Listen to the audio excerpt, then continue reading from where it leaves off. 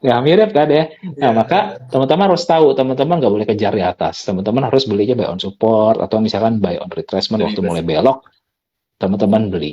Itu Lebih lebih bersabar. rendah resiko, memang agak lebih sabar tapi jauh lebih aman. Yang penting in the long term-nya teman-teman growth. Jangan sampai paksain beli buy on break kejar-kejaran pada akhirnya terus-terusan bonyok juga nanti Habis juga. jadi masalah psikologi sih sebenarnya. Iya, kena di situ. Kalau psikologinya udah kena, mau trading mau dikecilin sekecil-kecilnya, Tetap. gain sedikit aja udah goyang mentalnya, udah pengen Ya, cepet-cepet buang, udah betul. nggak bisa nggak bisa simpan gitu, karena takut rugi lagi, kenanya di mental sih, kalah di Iya. mental, Dan itu balikinnya susah banget. susah, Gue termasuk susah. gue kena di kan di 2020 kan gue kena juga kok. Hmm. Terus belajar dikena juga. Jadi memang ngerasain ketika begitu marketnya balik, kita justru nggak Nggak berani berani gitu loh. kejar. Iya, nggak berani kejar kan. Karena apa? Karena punya Hmm. pengalaman sebelumnya, marketnya tuh terjun gitu loh. That's why Hmm. gue tuh pernah dibilang sama orang, kan pas lagi turun, apa, harusnya enak dong pas di saat harga setelah 26 Maret 2020 itu. Gue bilang, iya, Hmm. kalau lu baru bikin RDN, baru beli Baru di saat itu masuk. mungkin aman gitu ya. Tapi kalau Kalau dari lu ngalaminnya sebelum-sebelumnya dari atas, iya, lu ngalaminnya dari mules atas tuh asli. beda. Ya, iya bener. Atau itu Itu dari yang susah. bulan November 19 tuh market udah sepi. Iya, udah sepi. Sekarang udah Ya. kena kasus Jiwasraya tuh dari November tuh Jiwasraya. udah hilang likuiditas setengah Udah, tiap iya, hari iya. dari November. Desember udah kayak nggak ada window dressing, Januari udah nggak ada Januari effect, Februari Tiba-tiba turun, bro. Maret crash. Iya. Maret crash itu momen-momen 6 bulan memang nggak enak tuh Nggak market enak, tuh. iya. Jadi kalau misalkan teman-teman ngerasain ngelewatin perjalanan itu, market kayak sekarang belum ada apa-apanya, Belum apalagi ada apa-apanya. HRB-nya 7% gitu kan, Iya. belum simetris, ya, masih masih apa ya, masih Nggak apa ada namanya, apa-apanya lah. masih Bahkan teaser marketnya. masih teaser ya. Dulu tuh bahkan kayak BCA, ARB 20% Iya, BRI, ARB 20%. Itu benar-benar benar apa? Ya itu pengalaman pengalaman teman ya itu, pada akhirnya kalau misalnya kita bisa bangun dari kondisi itu kan itu benar yang gua ngerasain tuh benar-benar berubah kayak ngeflip gitu kok. hmm. Kayak jadi tahu border mana yang gua nggak boleh gua tabrak. Ya. Ya, Nah, jadi karena ada border. sebenarnya sebenarnya kalau market gitu pasti ada naik turunnya sih, nggak mungkin selamanya Ya marketnya pasti. naik, dan Ya, market pun nggak selamanya akan turun gitu. Jadi ya, ya teman-teman harus harus bisa kontrol apa ya, posisi trading juga ada waktunya. Memang harus selalu di market, ada waktunya sama sekali nggak trading. nggak bisa di market, kita cash tuh udah paling paling bener gitu. Ya, Jadi ya ya teman-teman harus coba pahami dan juga gitu, nggak setiap hari iya juga harus harus trading gitu. harus ada rasa melepas dan artinya nggak boleh terikat sama trading sih. Kan sometimes kalau yang tiap hari trading pasti lama-lama kan tanpa sadar terikat ya kok. Hmm. Apa keikat terus tiba-tiba disuruh nggak trading kayaknya susah gitu. Iya kan? Ya, Nah, karena udah itu pun terbiasa. masih belajar ya. Betul, Iya. betul, betul. Itu juga aku masih belajar sih sebenarnya. Kadang gini, aku ngerasain, ini kayaknya market, misalkan pagi-pagi regional udah pada nggak enak. Aku kadang masih coba trading sih. Hmm. Satu kali trading cut loss, dua kali trading cut loss, udah tutup, udah pergi aja lah.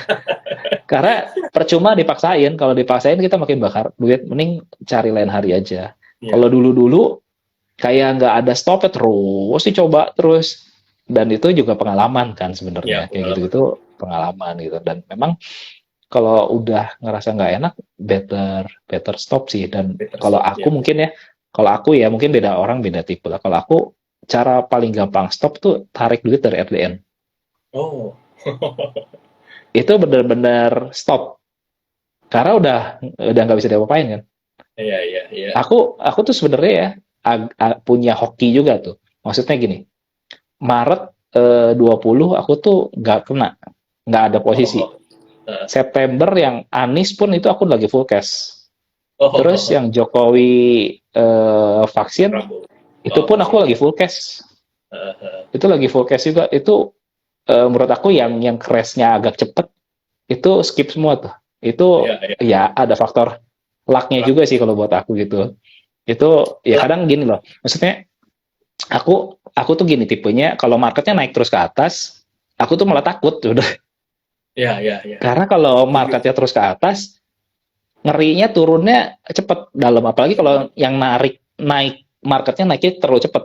Ya, ya. Mainnya Nah itu aku takut biasanya kalau naiknya udah terlalu cepet, biasa aku lebih sering full cash. Bukan berarti nggak mau nge-swing, tapi aku lebih jaga resiko sih sebenarnya. Tapi kalau misalkan marketnya masih di bawah, masih sideways gitu, aku lebih berani nge-swing. Kenapa? Karena ya resiko kita lebih rendah gitu. Iya. Jadi ya penting juga sih ngelihat apa ya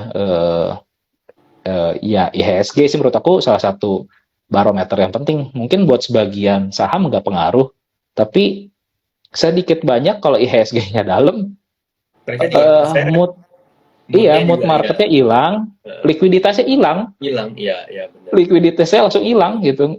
Jadi ya pintar-pintar ngatur cash juga sih. Cash manajemennya kita penting juga sih kalau trading. Iya, betul banget. Gitu. Nah itu tadi kita ngobrol cukup dalam ya. Dan gue juga setuju balik ke awal. Memang yang pertama yang harus kita tahu itu tema gedenya dalam tahunannya bakal ngarah kemana. Dan biasanya kan bulan-bulan ini sampai bulan Januari kan biasa banyak tuh seminar, webinar, orang ngomongin tema Outlook 2023 itu seperti apa. Nah itu sebenarnya jadi chance gratis buat teman-teman tuh bisa melihat oh kira-kira si di grup ini atau si ini ngomongnya temanya ini, terus oh ternyata sama di grup lain ya, itu berbarengan tuh kan informasinya bisa dikumpulin. Nah itu baru di breakdown saham-sahamnya apa aja, dari yang market cap-nya gede sampai yang kecil itu apa aja. Nah itu yang gua lakukan sih. Sama seperti yang tadi si Ko Yudi sempat singgung soal umumnya kan ada misalkan rata-rata kalau blue chip itu turun setelah Februari Maret, ntar turunnya sampai Mei Juni, terus Mei naik lagi, terus ntar masuk berberan itu biasanya batu bara yang main gitu. Nah itu juga bisa teman-teman kombinasiin sih sebenarnya ya kok ya. Jadi benar. Gue kalau nggak salah tuh dulu Ko Yudi tuh pernah ngomong, gue dengar di mana, market tuh sebenarnya efektif bisa profit itu cuma 4 bulan ya kok. Kayak gue kurang lebih sepertiga. Kurang lebih sepertiga, karena kan market kan ada naik, sideways, turun kan sebenarnya. Kalau kita cuma ngandelin bullish ya kurang lebih ya 3-4 bulan aja kan. Iya, 3-4 bulan aja gitu. Ya itu dimanfaatin sebaik-baiknya, di bulan yang lain bertahan sebisa-bisanya tuh. Kalau misalkan istilahnya kita nggak bisa profit, maka bertahan aja udah bagus banget gitu. Nah, gue punya teman lucu, tradingnya tuh dia setahun cuma sekali. Oh. Jadi dari Februari gitu ya, Februari sampai Oktober November kosong, nggak ada di market deh. Udah mau windrest dia baru masuk. Iya, cuma ambil windrestnya doang, ambil windrest sampai January effect, udah gitu jual dah tahun depan lagi. Ya balik lagi kan ke style masing-masing kan. Ada yang tipenya gitu ya nggak apa-apa juga, toh dia profit ya udahlah. Dan dia happy. Profit ya nggak masalah. Iya, nggak masalah kan. Buat dia kan yang penting trading 2 bulan lebih gede daripada deposito. Toh dia happy ya udah, why not gitu kan. Yang penting dia happy gitu kan. Bener. Ya nggak masalah gitu. Nggak harus setiap hari trading juga. Iya. Kayak gitu-gitu balik ke kita aja juga sih. Dan memang dia masuk kan dia udah tahu nih pokoknya window dressing, January effect udah change dapat money-nya udah paling gampang lah gitu. Yeah. Jadi ya teman-teman udah tahu juga nih kalau misalkan udah Desember, mostly hampir 10 tahun terakhir nggak pernah merah lah indeksnya kita. Maka manfaatkan sebaik-baiknya. Jangan sampai malah pas ini sahamnya lagi nyangkut, nggak punya cash, duitnya lagi nggak tahu Betul. kemana. Padahal lagi apa ya, golden periodnya nih Iya, buat iya. istilahnya panen-panennya di marketnya kita, ya jangan sampai nggak ada, malah giliran nanti marketnya sepi atau downtrend, malah kita lagi di market lagi. Lagi di market. Iya. Bukan berarti nggak, saham apa, IHSG downtrend nggak ada yang naik, bukan bukan berarti gitu, tapi Ada. eh, peluangnya loh teman-teman, kalau misalkan IHSG-nya naik atau bullish tuh, misalkan dari 700-800 saham mungkin yang naik 500 lah, tapi kalau lagi bearish dari 700 cari yang naik tuh nggak nyampe 50 gitu, nggak nyampe 50 Iya, saham, susah banget gitu. iya. Maka ya manfaatkan momentum kayak sekarang tuh menarik banget gitu. Ya. That's why Lepas. kalau bisa tuh jangan sampai nyangkut ya, karena itu tadi Mana kita ini harusnya kita ngekat di sini terus ternyata kita bablas ke bawah. Nah begitu dia berbalik kan, yang orang lain tuh yang ngekat di sini nambah di sini terus udah cuan, kita ya, baru balik BEP betul. kan, Baru balik modal, benar. baru Benar. balik modal ya. Itu makanya kalau buat trading sih benar-benar harus disiplin banget sih. Disiplin. Dan punya trading plan. Jangan sampai ya udah punya trading plannya gini nggak dijalanin sih. Dilaksanain. Disiplinnya penting Ya. sih. Ya. Karena bikin trading plan gitu gampang, tapi ngedisiplinnya yang susah.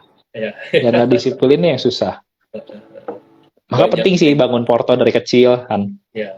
Bangun benar. porto dari kecil, disiplin, udah disiplin, makin gede pun mau nggak mau tetap harus disiplin. Karena kenapa? Karena memang mungkin bedanya kalau saya segede mungkin kadang ada problem likuiditas sih. Kadang kita bukan yang nggak mau buang tapi nggak bisa buang. Itu hal berbeda lah. Tapi pada akhirnya ya trading plan-nya misalkan melebihi batas, ya kita harus tahu maksimumnya nih sampai mana nih, nggak bisa dibiarin terus nih, kalau nggak bleeding terus nih. Mau nggak mau kan ya harus dibuang. Bukan berarti kita nggak patuh sama trading plan, tapi ada momen-momen yang istilahnya apa ya, force major-nya lah istilahnya, misalkan kayak Goto lah sekarang gitu. Bukan kita nggak mau buang nih, misalkan kita masih ada posisi, misalkan harga misalkan let's say di berapa ya, di 150 misalkan, bukannya nggak mau buang gitu, nggak bisa buang problemnya. Nah itu ya mau gimana gitu kan, udah nggak bisa ngomong. Makanya kalau yang bukan istilahnya force major gitu ya, bukan yang kayak Goto, menurut aku ya tetap harus disiplin sih. Selama bisa buang harus buang. Karena apa? Karena kayak di yang tadi Hani cerita di Maret 20 itu, kalau nggak disiplin Porto 1 bulan turun 70% tuh nggak susah loh teman-teman. Porto 1 bulan turun 70% tuh nggak susah gitu, dan itu mengerikan. Gitu. Makanya turun 70% cepet banget, naiknya susah banget, nggak segampang itu. Karena udah kalah mental, turun ngekip lama, pas balik udah kalah size juga, naik sedikit dibuang, naik sedikit dibuang, naik sedikit dibuang. Itu kapan baliknya susah. Kapan balik ya? Iya benar. Iya. Itu Pak. That's why sebisanya mungkin kita jangan sampai kena begitu ya kok. Walaupun sebenarnya kayaknya hampir semua orang pasti ada momen-momen ada aja gitu kan. Cuman ada aja. Kayak kita tuh sebisanya mungkin jangan sampai kena gitulah. Tapi kalau yang udah kena ya mungkin emang lagi, sebenarnya kayak tadi Ko Yudi ngomong luck, mungkin bukan luck kali ya, tapi mungkin lebih ke insting kali ya. Sometimes ini satu hal yang kita nggak bisa ngomong gitu, ya nggak sih? Kayak karena sebenarnya instingnya sebenarnya aku lihat dari chart sih, dari pattern. Rata-rata ya kalau teman-teman perhatiin ya, tiap kali IHSG double topnya kecil gitu ya, tiap kali IHSG double topnya kecil itu turunnya tajam. Iya. Percaya nggak percaya tinggal dicek di chartnya. Betul. Jadi dari Maret 20 itu di Februarian tuh udah ada double top sebenarnya. Double top, iya. Makanya waktu itu aku udah sempat info juga teman-teman, adalah teman-teman aku nabung BRI tiap bulan. Waktu itu harga BRI masih 4.500 sekian. Nah, aku bilang waktu itu udah buang aja. Ntar tunggu di 2.500 gitu. Karena apa? Karena nggak tahu, menurut aku kayaknya ini market mau turun. Tapi aku nggak mikir sampai, maksudnya karena COVID lah, terus turunnya secepat itu gitu. Aku nggak nyangka sih sebenarnya turunnya nggak expect secepat itu. Dan target aku juga waktu itu cuman 4.500, nggak sangka sih sampai 3.900, dan indeks 3.900 luar biasa sih.